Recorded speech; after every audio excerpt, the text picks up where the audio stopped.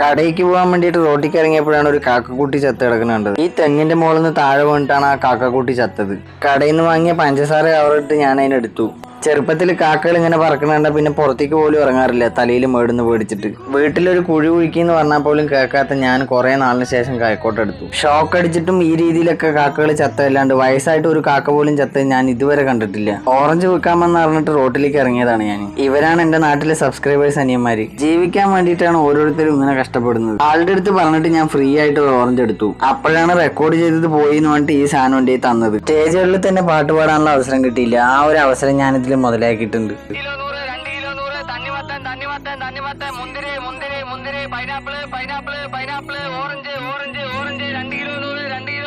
പാലക്കാട്ടത്തെ ചോട് പിന്നെ പറയാതിരിക്കാൻ വയ്യ. അവസാനം ഞാനും ഒരു 5 കിലോന്റെ വലിയ തണ്ണിമത്തൻ തന്നെ എടുത്തു. കടകളിൽ നിന്ന് മാത്രം വാങ്ങാണ്ട് ഇവരുടെ അടുത്തുനിന്ന് കൂടെ വാങ്ങി.